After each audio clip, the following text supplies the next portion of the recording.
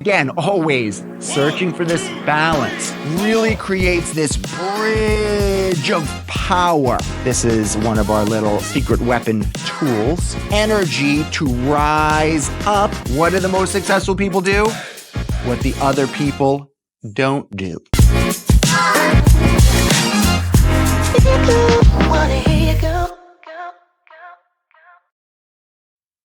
When we take the curve out of the low back, it's a balance, right? Again, always searching for this balance.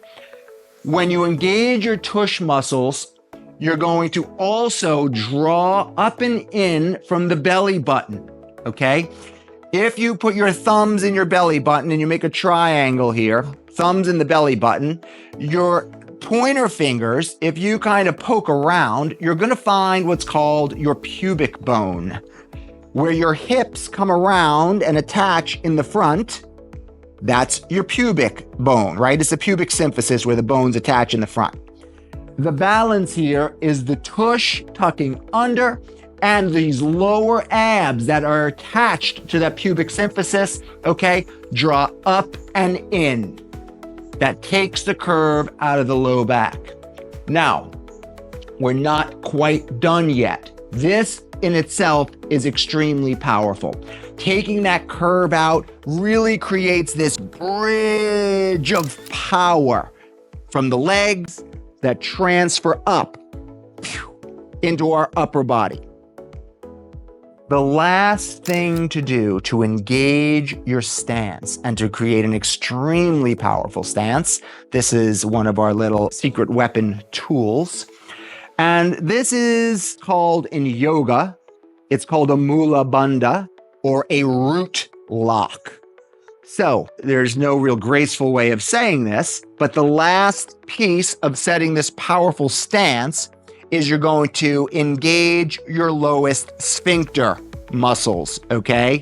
Yes, exactly what we're talking about here. Your lowest sphincter, you're going to engage it. So we're going to pull up from our pelvic floor, right? And why? What does this do for us?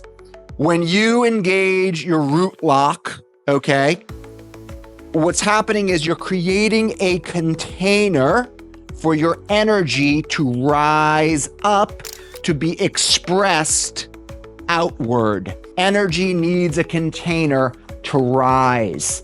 And that's why we have boundaries. And if, we're able to have boundaries and be able to say no, to say yes, and personal boundaries. I used to resist boundaries all the time. As we have these strong boundaries, we have a container for our energy. It's more effectively going to rise up and expressed out.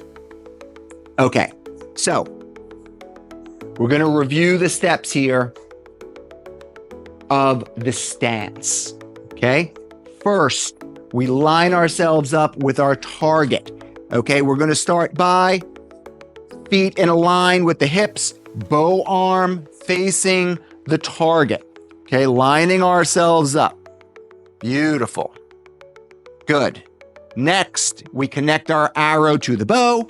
Click, okay? All of these steps, honestly, we kind of revisit in the set position, right? So we do set our stance here. However, we set our stance, then we connect our arrow, we do our hook and our grip, and we come to the set position. The set position, okay, and we're gonna go back over those other steps. The set position is really set before takeoff.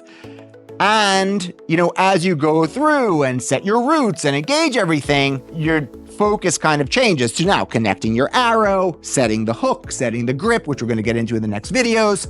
And then we come to our set position is now when you're set for takeoff. So this is really now when I'll go through the process of truly getting engaged in the stance.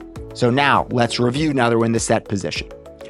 Lined up, we already did that, okay? Now, pianoing the toes, feeling the earth with the heels, the whole foot, both feet, pushing down. Feel the earth, use the proprioception in your body, right? Helping us.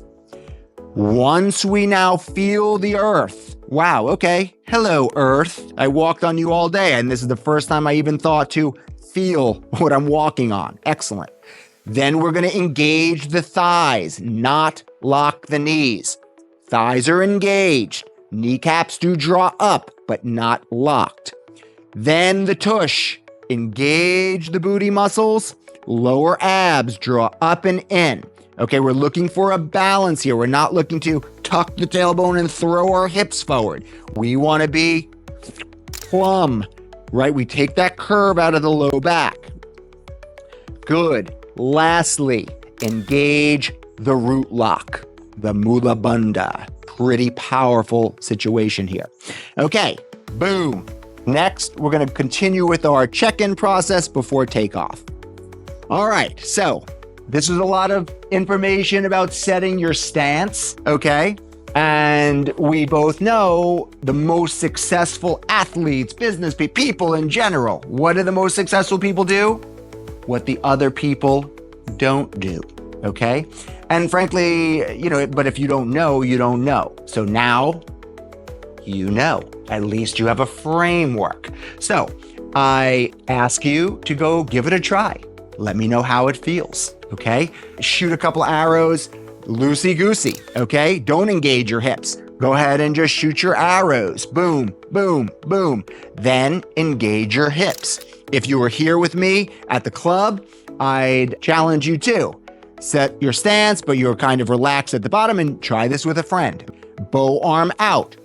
Pressure into your arm, okay? Without engaging your stance, you're going to be all over the place. Once you send down some roots, engage your booty, engage all the steps. You're going to be hard pressed for somebody to push you over, okay? Putting energy in here. Very powerful. I hope this was helpful and gave you a little framework to start working on your technique from the ground up. Coach Ale, wishing you a beautiful day, and I look forward to seeing you at the range. You have a great day. Take care.